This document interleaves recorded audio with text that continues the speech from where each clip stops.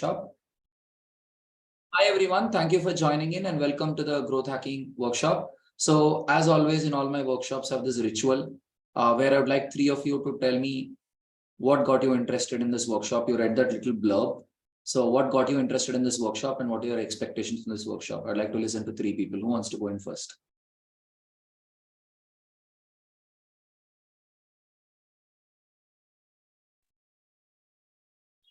Anyone? What got you interested and what are you expecting at the end? Actually, nothing, sir. Just we are in the conference, like meet in this only, and many people are telling they want to join this growth hacking, growth hacking. So I was just curious about this. What is this? That's why I came here. Okay, so you came with no expectations. That's interesting. For me, it Yes, was the no last line. expectations. Yeah, Deepthi. For me, it was the last line. Okay. You want to get the secret, okay? I found the questions that were posted really interesting about like why does traditional marketing fail, and how we can get people to use our products and our technology, and just the psychology behind economics that I felt that this workshop might address, and that is what I expect out of this meeting. Yeah, thank you, Harleen. Yeah, over to you, Pratik. Yeah, thanks. So what makes me interested is because I was interested in startups and startup was I was just watching the YC Combinator when your message just dropped in, and I was excited then and there. You have cited how startups burn money more, and so I was just interested in that. Okay. Yeah. So thank you, everyone, and I please go ahead. Yeah, I'll be very honest. I just got to know that you are conducting a workshop and I want to be in it, if I can be. Okay. And that is why I joined. That is the main reason I joined. And I hope I don't disappoint you today. Otherwise, my brand will take a beating. Right? So anyway, jokes apart. Yeah. So let me first walk you through my journey with growth hacking. And hopefully, by listening to my journey with growth hacking, you would understand why growth hacking is such a fundamental subject for us to understand and why growth hacking becomes a very interesting subject in the 21st century, right? So generally, when we listen from a person's point of view, when we humanize a story, it gets interesting. So those of you who are aware, I did my first startup when I was 19 years old, 12 years back in 2011 to change the education system. And after 9 years of research, incorporated DeepThought, and the goal was to make a normal teacher teach like a research scholar. To make a normal school teacher teach like a research scholar, this company called DeepThought got incorporated. We built very promising technology, but the problem was we were struggling to get sales. We got fourth class kids to present DCF method of valuing startups. We got fourth class kids to present Eric Ries's lean startup. Very promising product. No sales, 7 lakhs for the whole year.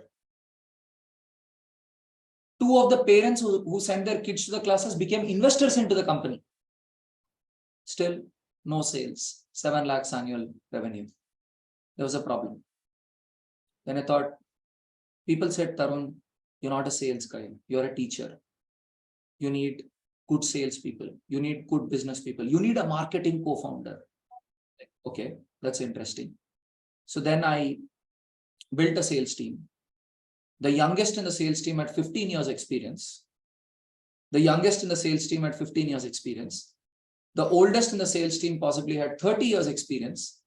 The sales head had 25 years experience. And all I could see was my capital getting burnt. On the 5th of every month, I could see how much salaries I'm paying. Okay. As a founder, that's what you feel, right? And then I'm like, guys, when are we going to start getting revenues? Like, Tarun, we need to settle down. It's a new product. We need to understand. I said, okay, 1.5 months, 1.5 months into monthly salary. Okay, this much of my capital. Okay, 5% of the total investment I raised is just going to get burnt for people to settle down. I'm like, okay. let them settle down. Let's see what happens. Nothing happened. They're like, it takes time. I said, okay, fine, it takes time, but show me the metrics. I said, it's okay if you can close the admission, but at least get the parent to me. Get me leads. We were trying to do cold calling. We were trying to do some digital marketing. It was not working. And then thoda investors ka pressure. Are you sure this is the way sales and marketing has to be done? I'm like, I got 10 marketing consultants. We tried 10 different approaches. Then one of our tech mentors who worked in the US, who worked in the Alexa team of Amazon, said, Tarun, you know what is your problem?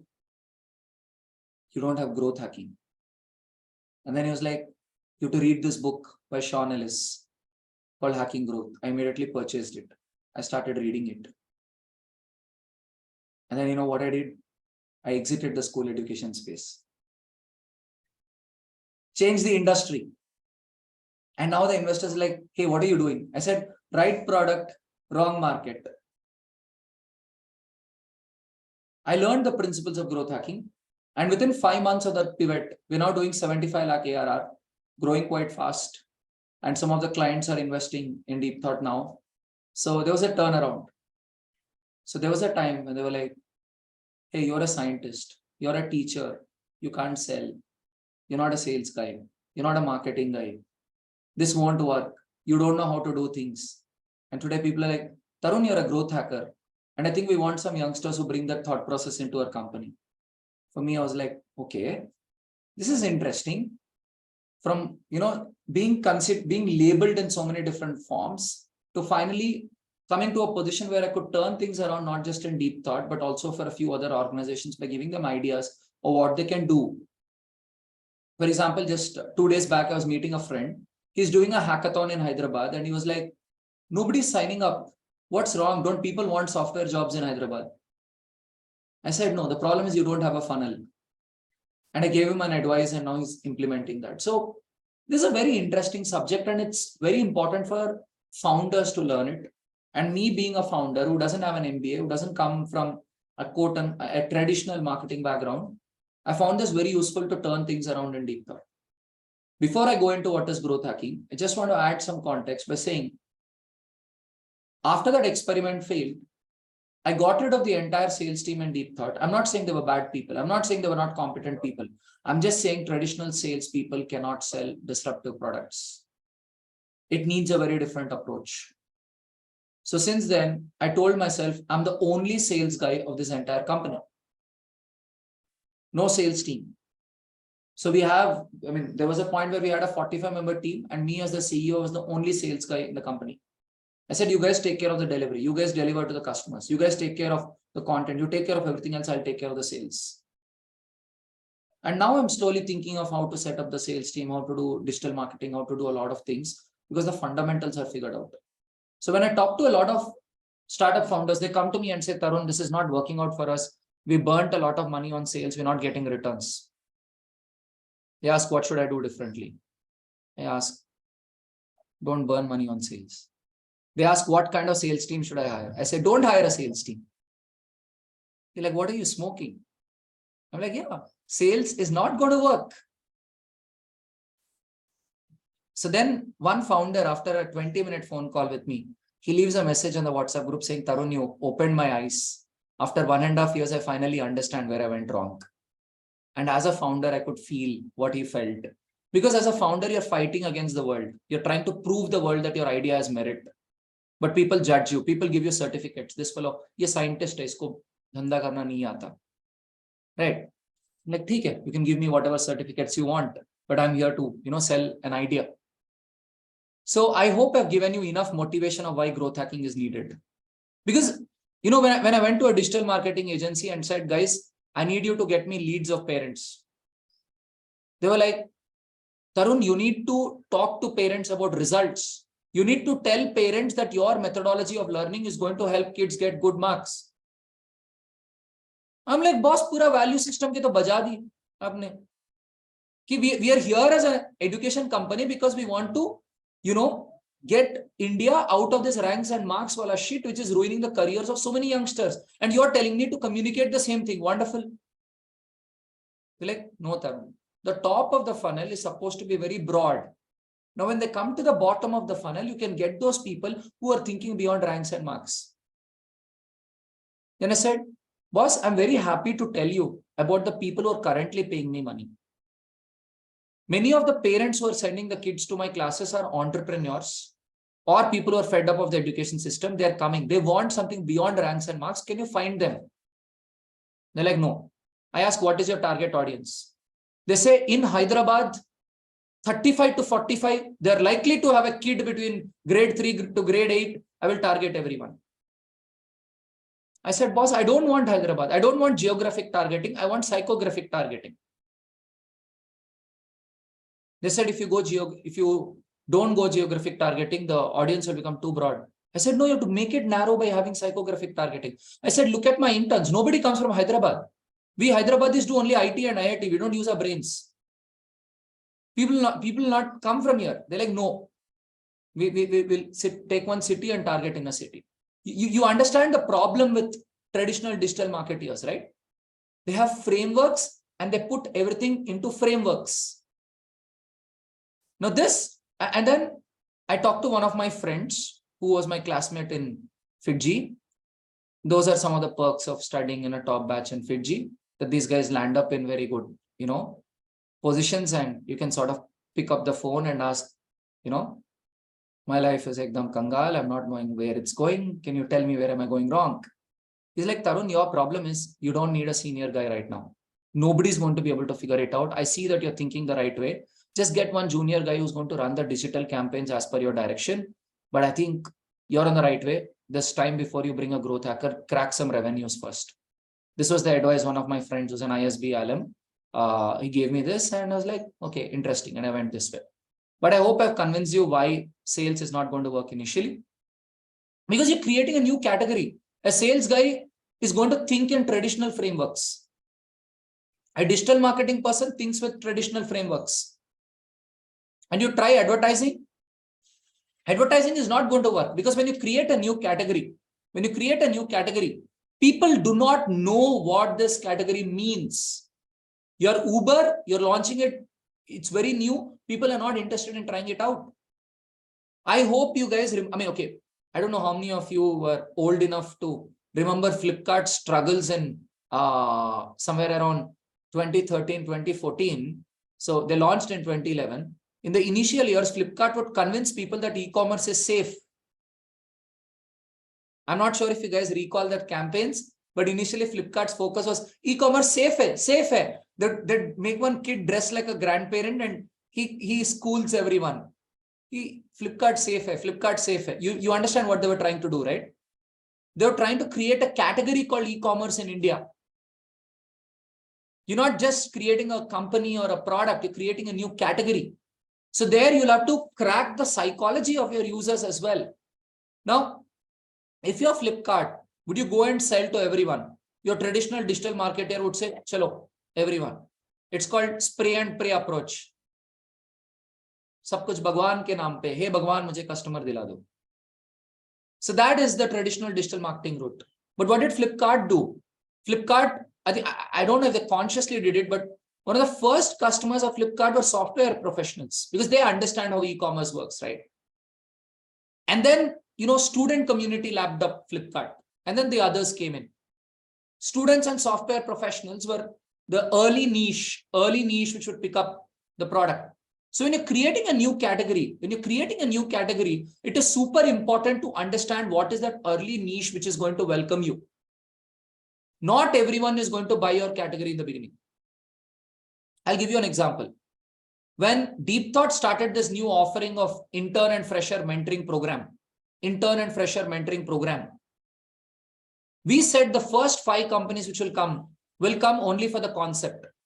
They love the concept of getting youngsters with leadership potential and they'll come for it. Kringle, Gropital, Vishkarma, Creative Organics came in saying that, okay, you don't have a track record.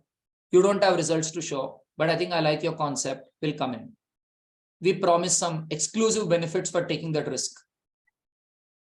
Then when we went for the second time, then we could go and tell the customers, see the student unicorns of Kringle.ai. See the student unicorns of creative organics proudly powering India startups. The narrative changed to we will do it too, we did it. And now we're like, Kringle.ai student unicorns have increased the website traffic by 25%. 180 bugs were reported. If you would like to build high performance teams, come to us. You understand what is happening as your cohorts mature? Initially, we had a concept. Second cohort, we had execution to sell. Now, third cohort, we have results to sell. Fourth cohort, just word of mouth is going to get us a lot of customers. So when you do growth hacking, it's very important for you to understand who your first cohort is and why is your first cohort going to come. And maybe digital marketing is not the way. Maybe you'll have to network, because the people who come as early users are very forward-looking people with a huge risk appetite. The people who are forward-looking with a huge risk appetite are likely to network in a lot of platforms because they feel very weird and eccentric in their own life. They feel like, okay, I don't fit in here, like round pegs in square holes, as Steve Jobs would call them. So what do these people do? They're very unhappy in their own friend circle, where all the friends are like, why are you like this? Or families like, why are you like this? So these people try to hang out in platforms where they can meet weird people. So that's why to chase my customers, what do? I go hang out in these platforms and like, hey, you're a weird guy. You need more weird guys to work for you. I can build that team of weird guys for you. So that's how a growth hacker thinks, right? So sales is not going to work. Why? Because a traditional sales guy doesn't think through all these parameters.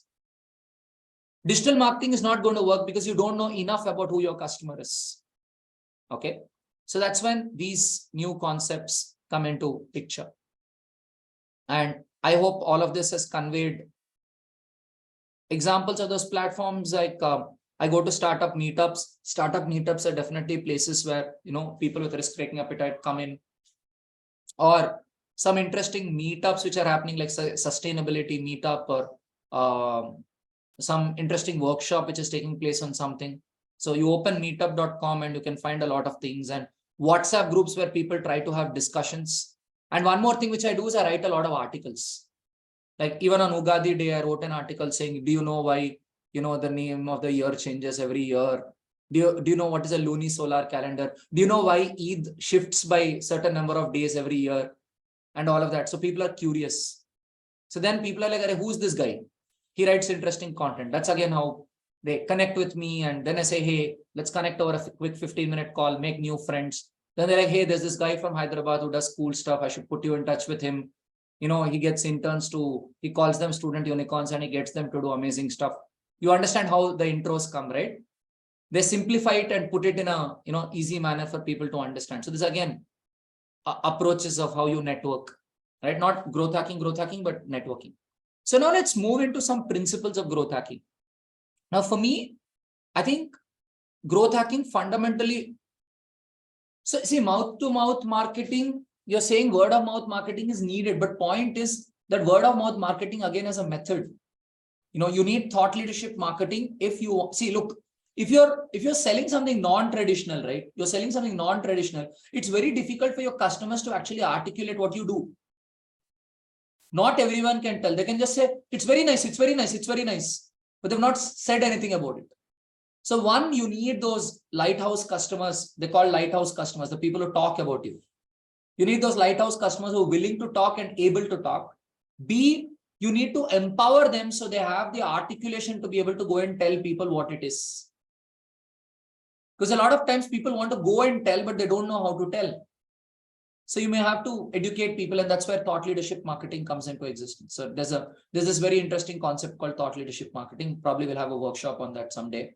Those who are interested can just give me a buzz. I'll share one panel discussion by Forbes where they discuss what is thought leadership marketing. It's a very enlightening panel discussion. I personally benefited a lot by listening to that panel discussion. I watched it like 4 times, and in many leadership workshops, I showed that to my participants and taught them, some insights from that panel discussion on thought leadership. Happy to share that with anyone who's interested. But now I'll move into growth hacking. For me, I think growth hacking has 3 fundamental components. One component is user behavior research, right? You understand your users. What do your users want? How do your users behave? What are the pain points of your users? What are the pleasure points of your users? What is the language that your users talk? You want to understand your users very intimately.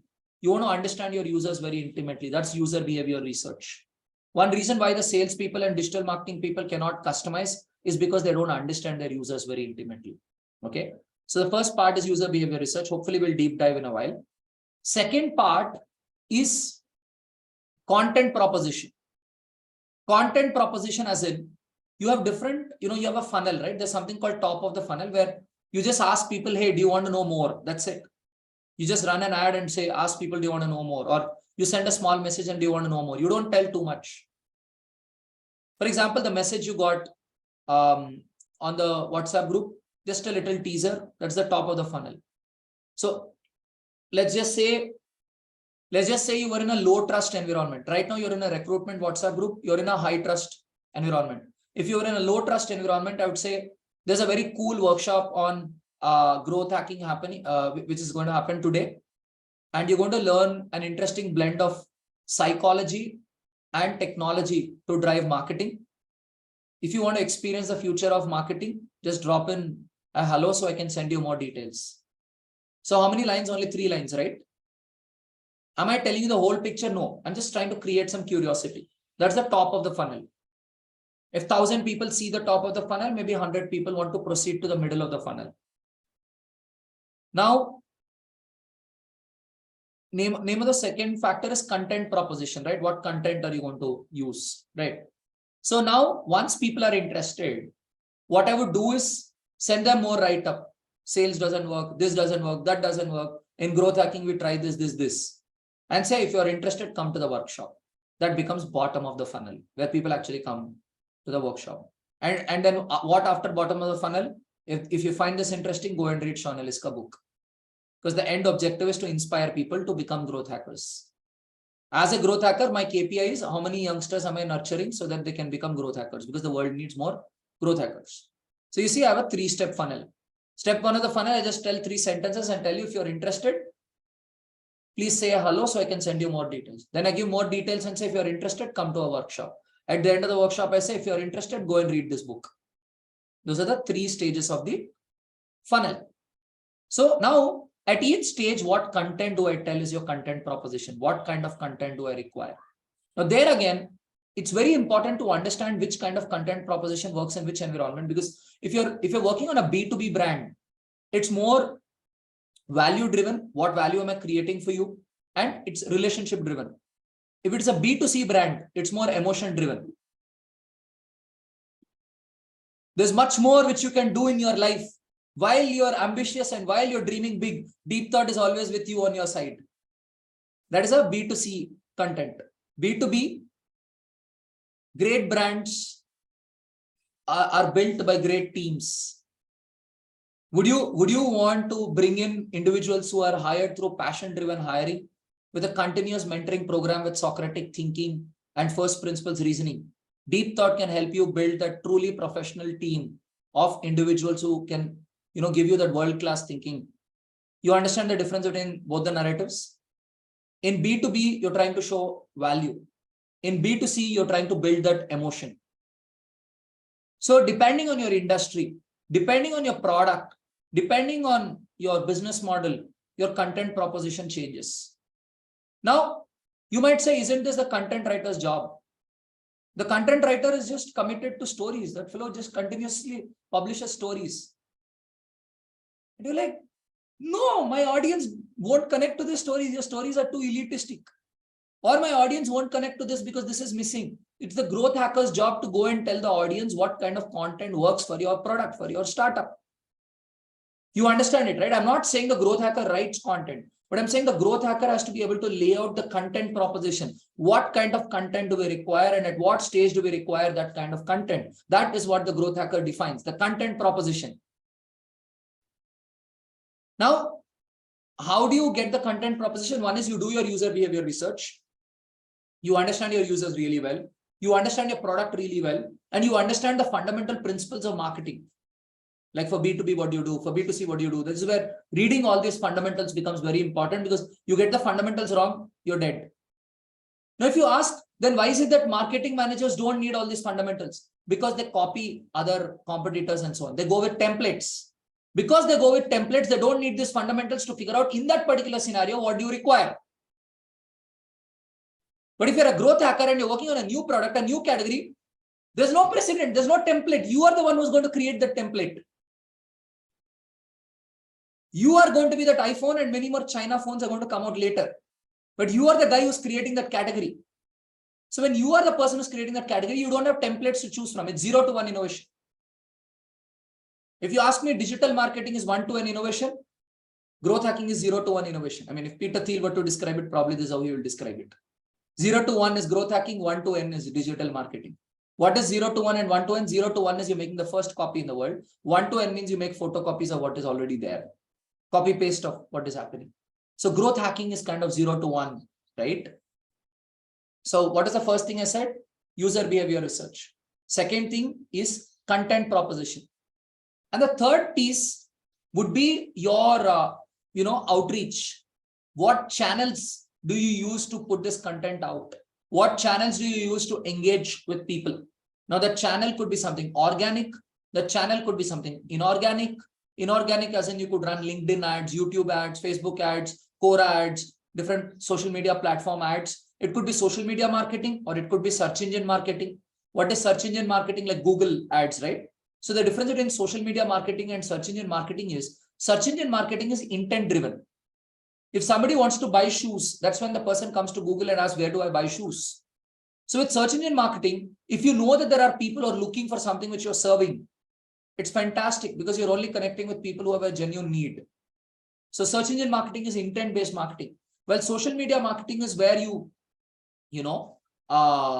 reach out to different people who you think might be interested in your product, and you can slowly educate them. So if people are not exactly looking out for your product, you may want to do social media marketing because people are not exactly looking out, right? You want to create that need. But if there's that intent already, and if there's enough search volume there, you may want to do, search engine marketing. So as a growth hacker, again, you want to understand what channels do I use. Sometimes the channel could just be networking, that you go out to certain events and you find people, especially if you're in B2B space, that networking might turn out to be, might actually give you a higher ROI than, digital marketing itself. So organic channels are where you don't spend any money, right? It's natural. It's not advertising. It's not boosted with someone throwing money. You don't spend money. You do it naturally, right? For example, you reach out to people on LinkedIn. You just connect with them and you say that, no, it's not word of mouth. You go and you reach out, right? Like you go to an event, you network with them, you talk to them, you make friends, you send them a request on LinkedIn, you send a message, you talk to them, or you go to groups where people are discussing something, you publish articles, or you answer questions which people are asking on Quora and tell them to come to your website to know more about it. All these are organic channels. Organic channels are fantastic because the user is already looking for it and the user is interested and the user is coming by self. Inorganic, you burn a lot of money. Eventually, every brand wants to move more of the traffic to organic, right? So this is why SEO is fantastic. A lot of brands want to do that search engine optimization so that you have a lot of organic traffic flowing into your website without having to, spend money again and again. Now, again, these are the marketing fundamentals. These are the business fundamentals you want to understand, right?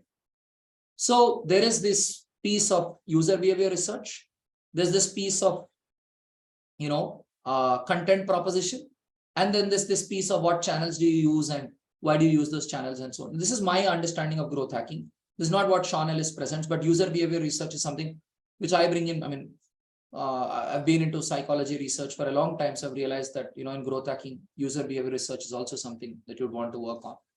So I think these are the three very important pieces: user behavior research, content proposition, and finding out your channels and going after the channels. And one mistake a lot of people make is they spend too much of time trying to find the channels. If you ask me, if you're launching a new product, it makes a lot of sense to spend time on your user behavior research and content proposition. Because initially you can always network. If you know your user behavior research very well, you know whom to find. You may not find them in large volumes, but you find a few of them. And once you start getting momentum, then you can go into channels. You go into channels straight away, you might burn a lot of money without having focus. So in the initial stages, it makes a lot of sense to just start with user behavior research, then move into content proposition, then move into, setting up channels to let the whole world know that this is what you're doing and this is how you could help. And content proposition, again, knowing how to do that copywriting, knowing how to do that messaging, I think makes a big difference. For example, at DeepThought, we never say buy our product. We never say do this. We say this is what you can do. This is how you can succeed. We never say buy us. We just say that, do you want to build world-class teams? To build world-class teams, you want to do passion-driven hiring. You want to do passion-driven hiring, educate people about what your company is doing. Give them assignments which make them read a lot of your literature, and then you pick them based on the assignment. We just say this. We don't say come partner with DeepThought. Because once people get educated, once people get value, they want to know what you do. They want to know how you can help them, because people don't want to do it on their own. So this is very premium sort of branding. As a growth hacker, I try to make sure my content is not amateurish. The content is not salesy. The content adds value, and the content creates that urgency in the reader, that the reader is like, hey, I want to do the next step. So, and I want to move to my final segment before moving into Q&A. The final segment which I want to address is, I think growth hackers are one of the most aggressive people in this planet. They don't take no for an answer. And the world needs a lot of growth hackers because, as Eric Ries says, more than 90% of startups and more than 90% of new product launches in corporates, more than 90% of startups and more than 90% of new product launches in startups fail. I repeat, more than 90% of startups and more than 90% of new product launches in corporates, even in Microsoft or Google, most of the new product launches fail. What does this tell us? It tells us that we humans are not particularly good at doing new things. We fail at bringing new things. We fail at predicting what works. So this is why lean startup philosophy came in. But again, growth hacking becomes important because you want to be spreading new ideas, and not many new ideas are able to spread today. And growth hackers largely work on two KPIs. One is usage. How do you get people to use your product? Because initially your product is in such a state that even if you're willing to pay money, people wouldn't use. Forget about people paying money to use your product. Even if you are willing to pay money, people may not be willing to use your product. That's how your products are in the initial stage. And if you think about it, that's what Uber did, no? At 10 rupees into 2014, they said at 10 rupees per kilometer, you can book a Uber cab. It was equal to an auto. People were like, at the same price, if I can get a cab, why would I book an auto? Let me book a Uber. So that to pay money to get clients. And even today, you see many of the startups are doing that, but they're subsidizing, which means you're paying money to get your users. So you're in that situation where people are not willing to use your product. So you'll need mechanisms to make sure people use your product. That's one thing. And the other thing is, how do you get revenues? Once people are using, once people are happy, how do you get people to pay for your product? A lot of concepts involved. But in this workshop, I just wanted to convey what is growth hacking, why it is exciting, why it is such a, very satisfying field to, get into. Happy to take a few questions.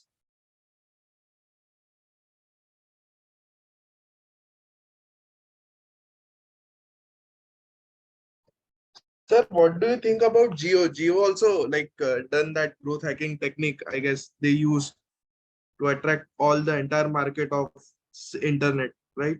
Yeah, they used, I would say they used a traditional marketing approach, but rather they were very aggressive about it, which is called penetration pricing. Penetration pricing, as in you lower the price too much and you capture the whole market, and later you can increase the price once you monopolize the market.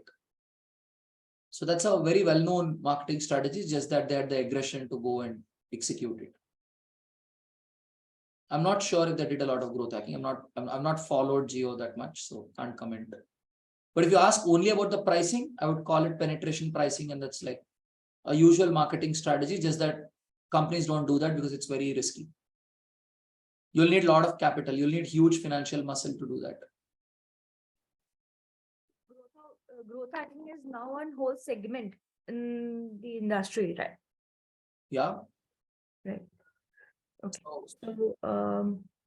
So is there any certification required, or what are the basic requirements? Like if I'm going to a technical field job, they will ask for some technical background or some degree or some certification, something. So if I'm going to a growth hacking internship or growth hacking job, what are the requirements? Okay, answering your first question, I think it's rather very interesting. If anyone comes up with a growth hacking certificate and the person claims to have good placements at the end of that certificate, I would be very interested in knowing who that person is and how that person is able to do it. Because if at all your standard, commoditized mode of education, it can work in product management, it can work in software development, it can work in other fields. It's like you saying that I have a course and at the end of the course, you'll get a rebel certificate. No, I totally get your point that ideas doesn't come with the certification or any course. Ideas don't come up like that. It's all about mindset. It's all about growth of your mind, that how ideas come and how you tackle a problem, or how how you create a thing or build a thing. It's all in your mind. You cannot, there is no ratification in this thing, in this category. That's all I'm saying is there probably is going to be no certificate for it. But then if you have a digital marketing certification, right? And then say, hey, I know digital marketing, but I also know principles of growth hacking. And you may start off as a digital marketer and move towards being a growth hacker. Or you may start off as a copywriter and move towards a growth hacker, right? Or you may start off as a psychology researcher, or you may start off as a salesperson and slowly become a growth hacker. So you can start off in any one of these channels and slowly become a growth hacker, but there'll be usually no traditional way of finding growth hackers. Does that answer your question? A bit, but it's just I'm confused that if I want to go in this field, growth hacking field, does my skill, does my qualification is apt to this, so that if company hires me, they doesn't reject me because of the profile I have, not because of the ideas. One thing, Hinglech, I'll tell you one thing. If you're, see, there could be two kinds of organizations. One, an organization which wants a validated growth hacker, which means, have you done this for someone else? Have you increased the usage and revenues for some product, right? So if you have done it for someone else, maybe the company's like, this is a proven performer, let me try this person as a growth hacker. Or organizations who are like, okay, I'm willing to take a risk, I'm willing to experiment with a youngster. In that case, the organization would ask, what are your ideas? What is your thought process? The organization would say, hey, can you go to my website? Can you visit my social media channels? Can you understand what I'm doing? And can you tell me what you would do? They would see your thought process. They would see how many books you have read, or, I mean, I wouldn't say they see how many books you have read, but they see how nice your plan is, how carefully thought through your plan is, because they want to be able to estimate how likely is Hinglech going to be to pull off that growth hacking for us. It's not any certification or something which would inspire confidence, but what would inspire confidence in me is that plan document that you can give me, right? Can you give me a solid plan through which I can understand that, hey, this person might pull it off?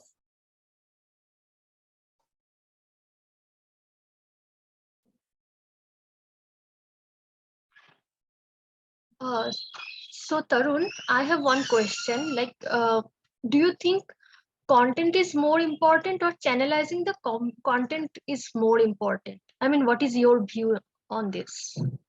Strategy is more important. And getting constant feedback on your content is more important. Because you want to know what content do I send. Like, your world's best content writer could fail if you've not set the objectives clearly. Who is my target audience? What do I want to achieve? What kind of emotion shift do I want? For example, we went to our growth stories lab and we said, we want annoyance to awe story. We gave the brief. You guys get the brief? Annoyance to awe. I mean, all of you who applied through Internshala, you would have got a message. Here is Tushar's story of how we started in DeepThought. Here is Fardeen's story, the boy from Dhaka, and all of that. You would have got a story. Because DeepThought selection process is very long. Why should someone participate in such a long selection process? So we said, okay, give me an annoyance to awe story. So they start reading a story. Okay, it's so annoying. DeepThought is such a long selection process. Oh, wow. This person went through this transformation, and that's why they have this long selection process. So we gave the brief to the content writer, right? We want it from annoyance to awe. So that specific, if you're able to nail it that way, even an intern will be able to produce great content for you. You don't need an experienced person. If you have a kick-ass growth hacker, even rookies can, run your entire marketing show, because the objectives are defined very, very clearly. So, and again, your strategy is not static. You're dynamically, monitoring your strategy all the time. You're trying to see what's working, what's not working, and you're, tinkering your strategy. So I would say the strategy and continuous data-driven monitoring is more important than content or channel itself. Because if you're doing that continuous monitoring, you'll know, hey, this channel is not working for me, so let me try some other channel. Or let me figure out why this channel is not working. Or let me go and see what other brands are doing.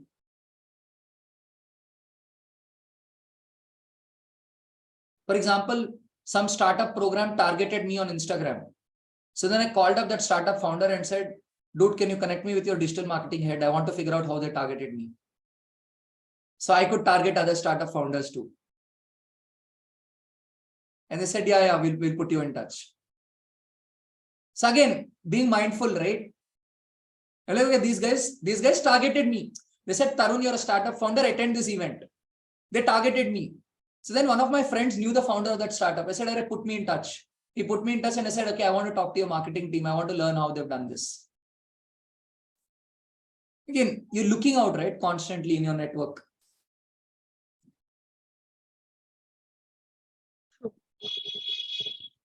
Yeah, Pratik. Yeah, I have some few questions. As you said, you have pivoted with when you have said that you are serving the wrong market, but then you pivot to the to change the strategies to newer customers and the new market. So I just want to know. I mean, as I know that most startups do pivot, and that is the good thing for them to have. As you also said, that pivot also gives you growth. So why did you think at that time is that the correct time to have pivoted?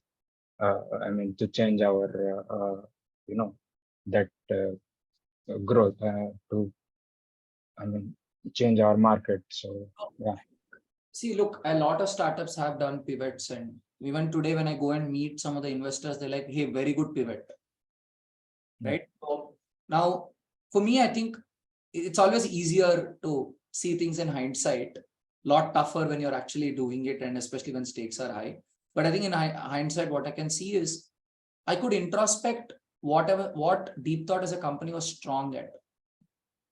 We were good at mentoring people, be it school students or interns.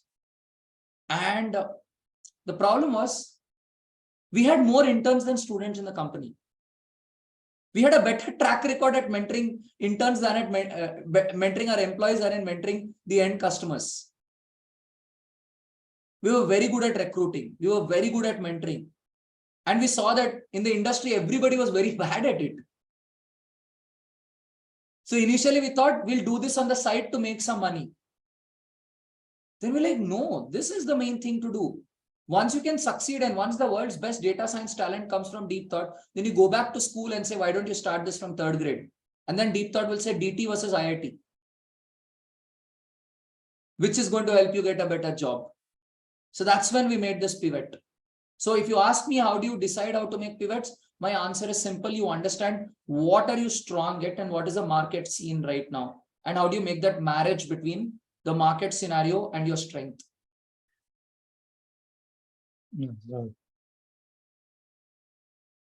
Can I ask one more? Go ahead.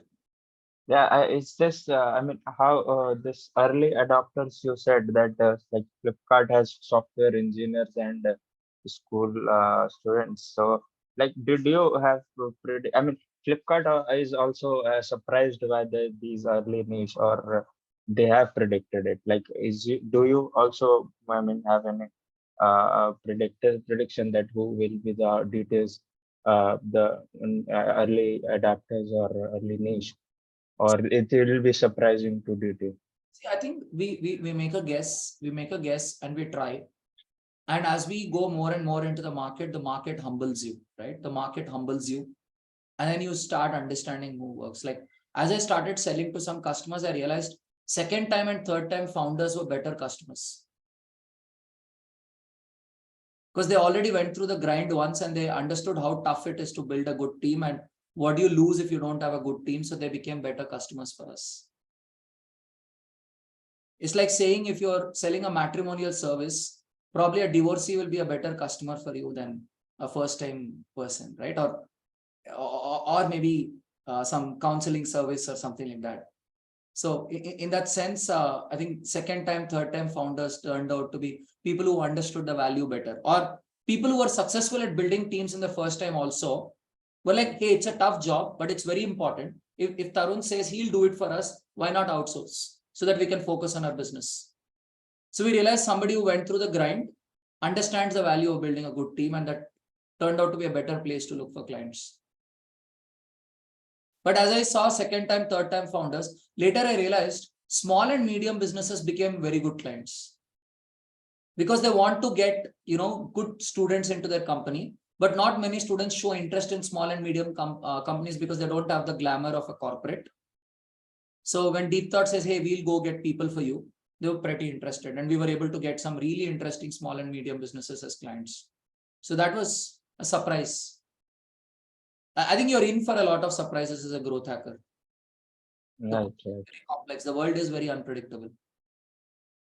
If you're not surprised, it probably means you're not open to what is staring at your face. A lot of times the truth is right in front of you. You just don't see it. Right? That's growth hacking for you in one sentence. When you're committed to one framework, even though you can see that insight right in front of your eyes, you don't see it.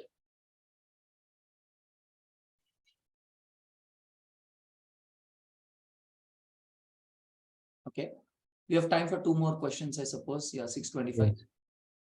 Tarun, you said that the growth hackers are measured. They measure themselves in two metrics. One was usage, and the second one was Revenue. revenue. Yeah. That matters. And that's why growth hackers are super powerful. In a lot of startups, the growth hacker is probably more powerful than the CEO itself. As in, it's not like on paper the growth hacker is more powerful, but the CEO just obeys the growth hacker, because if you don't do what the growth hacker needs, you're going to miss your next round of funding. Because your next round of funding needs revenues. That's why in startups, growth hackers are extremely powerful. They may even change the product a bit. They may even tinker the product definition a bit, because you might need that to get that revenue and usage traction. Next question. We have time for one last question now. I had a question. So what it seems to me is that a growth hacker's basic job, in the end, the fundamental role is to come up with novel ways for a new category to market a new category of product and to do away with conventional wisdom, right? But then there is a lot to learn from conventional wisdom sometimes. And also, what if your product isn't all that unique? What if it is just a better product of some, past product? Like, is it even, how could a growth hacker be of help in such a situation? Yeah, that's a very good question. So it doesn't mean that, I agree with you that conventional methods are not always wrong. But the idea is, if you're having a template driven approach, you may not be in the best spot, right? You may have a better mechanism to, bring in business, right? Now, if you're working on a traditional product, right? Can you think of better channels? Can you think of, can you think of ways to reduce your CAC? CAC stands for customer acquisition cost. If you're currently spending 500 rupees to get a customer, can you do that in 300 rupees? Can you bring in referral programs? How are you going to incentivize your existing users to bring in referral programs? Because referral programs lower your CAC. How can you increase the LTV? Currently, if your customer is staying with you for 6 months, how can you make the customer stay for another 2 months maybe, or another 1 year maybe? So these are again problems that a growth hacker might be interested in, right? How can I increase the LTV? How can I decrease the CAC? The golden ratio for a growth hacker is LTV by CAC. So when I meet some startup founders and when I want to position myself as a growth hacker, I say, I can increase your LTV by CAC. I can make your business more investable. I can make your business more investable. Why? Because if your LTV by CAC increases, what does it mean? For every 1 rupee someone puts into your business, you're generating much more profit. You're earning more and you're spending less to get a customer. So for every 1 rupee put into the business, the profits are increasing. So as an investor, somebody would want to invest in that company. In fact, now I'm looking to raise funding. So one of my pitches, we are attempting an LTV by CAC of 18. Wow. So that's my pitch. And I was talking to one of my friends, so the growth hacker lingo. So I was talking to one of my friends and I had to say, we'll collaborate. I said, let's reduce each other's CAC. I'm like, okay, you guys have tie-ups with colleges. We have internships for students. So if we can give internships, your colleges are more likely to become your customers. And when we have to get students into a platform, maybe if we have the connect with the college, maybe we reduce our CAC. So you can reduce my CAC and I can reduce your CAC. Let's work together was my pitch. I mean, we didn't pursue it. We plan to bring it later in a product roadmap. We're not ready for that yet. We're not ready to handle that scale yet. But that's again growth hacker language. Let's reduce each other's CAC. Or we were talking about one of the guys here who talks very fancy language and people get attracted to this person and so on.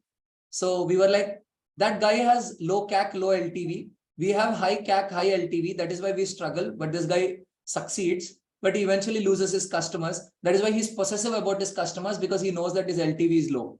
So he's insecure about us entering because his LTV is low. He's low CAC, low LTV. We are high CAC, high LTV. That is why we struggle. We have a higher entry barrier to acquire the customer. You get the language, right? So again, the growth hacker way of looking at things. So you're blending psychology with math to understand how the business can be carried forward. Again, if you think of it.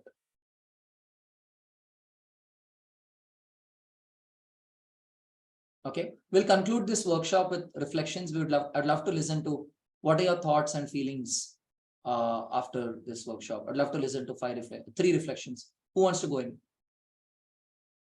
What are your takeaways from this workshop? What did you learn? Yashana. So what did you learn? Who wants to go in?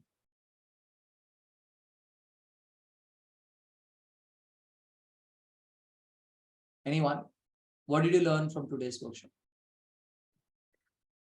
I have learned CAC, I have learned LTV, I have learned how to approach different businesses. Like you have mentioned B2B, there's a different approach, and B2C, there's a different approach. So these things I have learned. Okay. Thank you, Anuj. Yeah. Thank you, Tarun. First of all, thank you so much, Tarun, for the wonderful workshop. And second, I learned about the how to go into step by step. First, getting the user behavior, and then content value proposition, and then finalize the channel, right? And then how to look for the B2B and B2C, if you are targeting those audience, and why to go for traditional and why not to go for traditional if there is a framework and any kind of template they are following. So there are a lot of things I learned today. And the main thing, if your thing is new, then yeah, definitely you require a growth hacker. Okay. Thank you, Amrit. Or to you, Hinglaj. Today I learned is that different perspective, a different perspective to see few things, and B2D, B2B, all the financial words. The most interesting thing was the most interesting part was for me was the combination of psychology with maths. This was a very new thing for me, that okay, you are looking at a business, you are finding an unconventional way to have a growth or have a hike in your business, and the perspective you're looking at how you can do with maths and with psychology, that how you will treat that thing with people's mind and you will increase revenue. This was kind of an interesting thing for me from this whole session. Thank you, Hinglaj. Yeah, over to you, Jansi. Yeah, first of all, thank you for this workshop. I had one Mythbuster today. So I was like having this kind of thought, organic, hitting channels, organic and inorganic, you were saying, right? So I was in a thought process like organic is something which is related to word of mouth as of now. But after this workshop, I got to understand it is not something that word of mouth, but we going and taking initiatives to connecting, networking, commenting on other posts and increasing our circle, not for our own benefit, but also for the company purpose. We can do this. This is a new perspective. And coming back to the second point, don't sell the product. Let them come to you. Just leave them hanging with the hooks. The thing you used for DT, right? That was so. From now, we will work on our call to action buttons, Tarun. Thank you for throwing some light on it. Glad. Okay, so now I would like to ask a different. So I have heard 4 reflections, but now I want to conclude this workshop with 7 people going in with how do you feel right now? So if you want to, take all of this wisdom into execution, it's important to recognize what this knowledge did to you. How do you feel right now? Who wants to go in?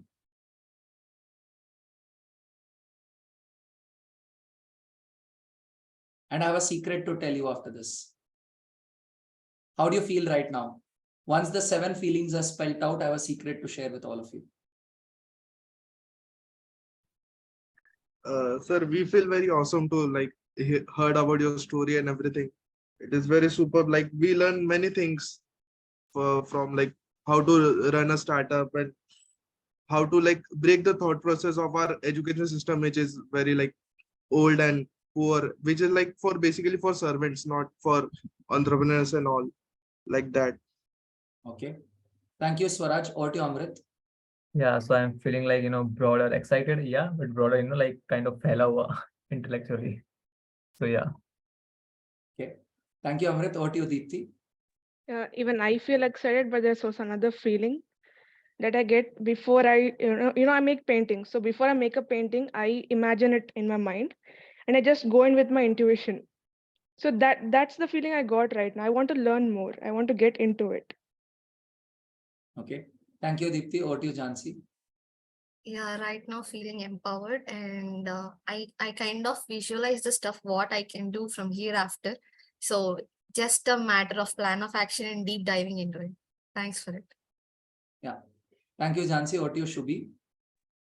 Yeah, I kind of agree with her as well. I also feel a sense of clarity almost, because I had a fair idea about what growth hacking is essentially, but I didn't necessarily understand its importance. But since you explain things from scratch, and I understood the functionality of it, I got the importance clearer in my mind, since because now I know how it functions, I know why it is important to have growth hacking, and of course it's very exciting. Thank you, Shubhi. Or to you, Harleen. Am I audible? Yes, you are. I feel quite empowered to have learned so much. Like from the very beginning, you have been talking about ways to basically improve. Like all of the knowledge that you've provided has been focused towards improvement and towards growth. And I feel empowered to know all of that, and at the same time also excited to implement all of this in areas of my own life. Like I'm pretty sure you can do that. It doesn't have to relate to just business. And yeah, so empowered and excited would be the 2 adjectives. Okay. Thank you, Harleen. Or to you, Pratik. Yeah, thank you. How I feel is like, as you said, 90% do fail. So I think I can be in the 10% by listening to all, and I think I can be in the 10% easily. So yeah. Thank you, Pratik. Yeah, over to you, Snehit. So I feel excited because I think I have taken a part of your mindset today. So I understood that how you think as a growth hacker. So I'd love to implement it. Yeah, thank you, Snehit. Over to you, Deepak. I felt excited to know what growth hacking is and trying out different things. Learning from growth hacking means trying out different things, so that I would be trying out different things to become myself better. Okay. Thank you, Deepak. Over to you, Nishta. Yeah, hello, hi Tarun. The workshop was really interesting, and I feel like this is the one thing that I always wanted to do, being a researcher in like different sector, and like I have a startup knowledge, but not this kind of knowledge. I'm really excited to look forward and work in growth hacking and like to be a ownership of your work, your core, which is research and the revenue to generate. It's like very much interesting for me. Thank you, Nishta. Over to you, Anuj. Yeah, I feel like hungry, like I have to eat more. I'm talking about the knowledge of that a particular domain. So I have to gain more knowledge. I feel like it is a quite interesting, and I have to read more. I have to deep dive into it. So thank you, Tarun. Thanks for the enlightenment. Okay, I have a few secrets to share here. Before sharing the secrets, suggestion in case you're hungry, on LinkedIn, there are a lot of fantastic growth hackers who share very good content. They democratize their own mindsets. They democratize their own thought process for others. You can follow some of these good Silicon Valley growth hackers on LinkedIn. I mean, I get my daily dose there. It's very interesting. Now, coming to the first secret, good growth hackers believe in user-generated content. And that's exactly what I got in the last 3 to 4 minutes to get an audience for my next workshop. Okay, looks like people didn't get the joke. Could you repeat it No, again? I did get your joke. This Yeah. is great. Like you have your own So as in set of ideas with us. you want user-generated content, right? Because your users are more likely to articulate in a way that your other users would relate to. Yes. So now I have thoughts and I have feelings both combined. So I take pieces and blend them. The video is ready for a promotion. Yeah, this is what we call like psychology plus maths. That's what you did with us right here. Yeah. So user-generated content is, usually fantastic, and it's important that you create an experience at the end. So which is why at the end of my workshops, I like to ask people how you felt, because that leaves people with, because end of the day, that feeling you go with is going to decide if you continue doing this or not, right?